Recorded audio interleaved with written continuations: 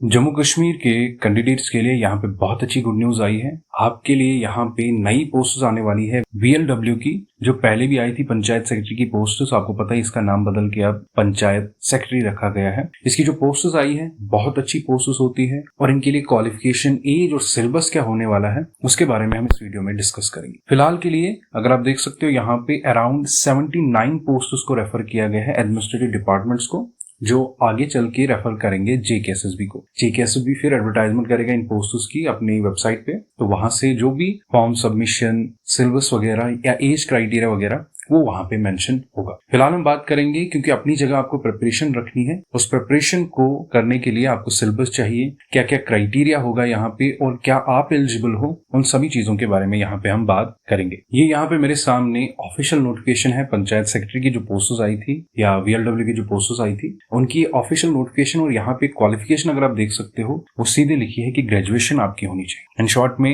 किसी भी फील्ड में अगर आपने ग्रेजुएशन की है तो आप इन पोस्ट्स के लिए एलिजिबल रहोगे। ये ऑफिशियल नोटिफिकेशन है और ऑफिशियल नोटिफिकेशन जो पहले निकली थी उसी हिसाब से मैं आपको डेटा बोल रहा हूँ। और इस एग्जामिनेशन के लिए जो सिलेक्शन क्राइटेरिया रहेगा वो सिर्फ आपको रिटन एग्जामिनेशन पास करना है, तो उसी बेस पे आपको जॉब मिलेगी। यहाँ पे मेरिट डिसाइड होगा, उस मेरिट पे फिर आपको सिलेक्शन प्रोसेस बताया जाएगा। लेकिन क्वालिफिकेशन में जब अर्लियर इनकी नोटिफिकेशन आती थी तो 10+2 क्वालिफिकेशन वहां पे होती थी, लेकिन अब वो क्वालिफिकेशन ग्रेजुएशन इन्होंने कर दी है। तो कम से कम आपके पास ग्रेजुएशन होनी चाहिए जब तक ये पोस्ट्स आएंगी। बात करें हम यहाँ पे एज क्राइटेरिया की, तो आप देख सकते हो ओपन मेरिट के लिए जो एज लिमिट रहेगी वो 40 इयर्स रहेगी। SC/ST के लिए 43, RBA के लिए भी 43, ALC/IB के लिए भी 43। बाकी जो यहाँ पे डिफाइन है डेट एज की, तो वो आप यहाँ से देख सकते हो। उसके अलावा अगर हम नीचे देखें जो बाकी कैटेगरीज आती है, EWS इकोनॉमिकली वीकर सेक्शन या PSP पहाड़ी स्पीकिंग पीपल, उनके लिए भी 43 है। सोशल कास्ट के लिए भी 43 है।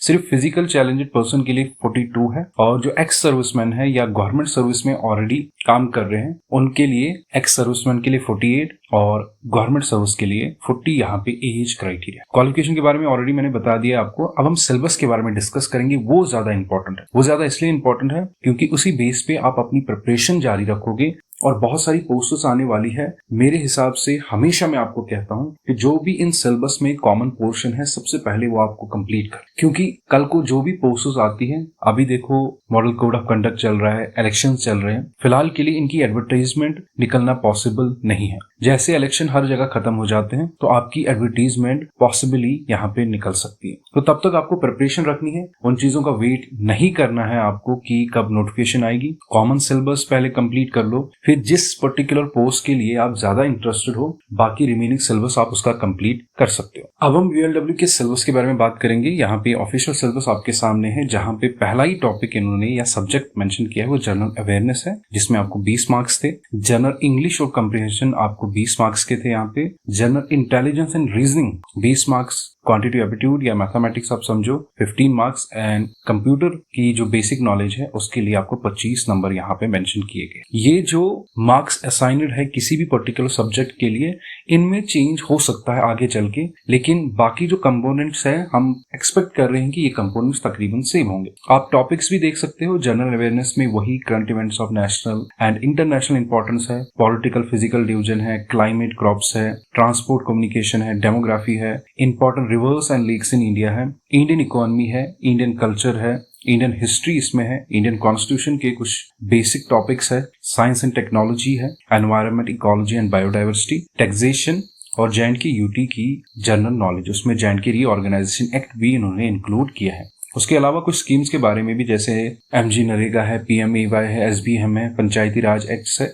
इनके बारे में आपको पढ़ना है। एक अच्छा खासा सिलेबस होता है इसमें और एक अच्छा खासा टाइम भी लगता है इसको प्रिपेयर करने में।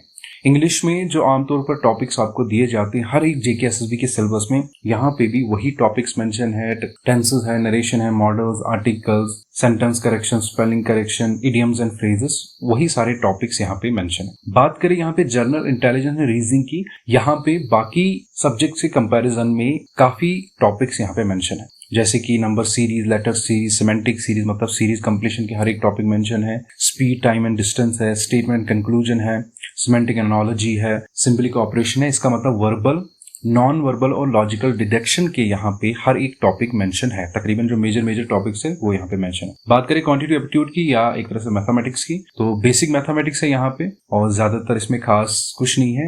यूजुअली जो लेवल यहाँ पे मैथ्स का रखा है इन्होंने वो तकरीबन आपके क्लास 10 तक है। कुछ टॉपिक्स आपके यहाँ पे 10+2 लेवल के हैं। बाकी हमें पता है कंपटीटिव एग्जाम है तो यहाँ पे वो लेवल आपको नहीं रखना पड़ता जो एक एकेडमिक सेक्शन में चलता है। यहाँ पे अप्रोच थोड़ी डिफरेंट होनी चाहिए इन टॉपिक्स को कवर करने के लिए। तो मैथमेटिक्स पोर्शन के लिए जो भी अगर आपको हेल्प चाहिए तो आप नीचे कमेंट कर सकते हो, वो वीडियो आपको मिल जाएगा। बेसिक कंप्यूटर अगेन सेम है, एक ही टॉपिक इसमें एक्स्ट्रा मेंशन है आपको, role of information technology in governance. ये भी बहुत आसान टॉपिक है, जनरल नॉलेज का टॉपिक एक तरह से, जहां से आपको रिसेंट टेक्नोलॉजीज और आईटी का गवर्नेंस में क्या रोल रहता है वो कवर करना होता है। आपको पता ही है जीके एसएसबी आजकल बाउंडेड नहीं रहता है सिलेबस में। सिलेबस के रेलेवेंट जो भी क्वेश्चन बनते हैं वो भी आजकल आपसे पूछता है, तो आपकी प्रिपरेशन थोड़ा अलग होनी चाहिए। क्लाइमेट एंड क्रॉप्स पे इतने सारे हमने क्वेश्चन पूछे हैं तो बेसिक तो आना ही आना चाहिए आपको, थोड़ा अब कुछ एक्स्ट्रा भी आपको पढ़ना पड़ेगा। तो आई होप इस वीडियो से आपको काफी बेनिफिट मिला होगा। इसी तरह की वीडियोस के लिए आप चैनल को सब्सक्राइब कर सकते हो। मिलते हैं अगली वीडियो में एक नए टॉपिक के साथ।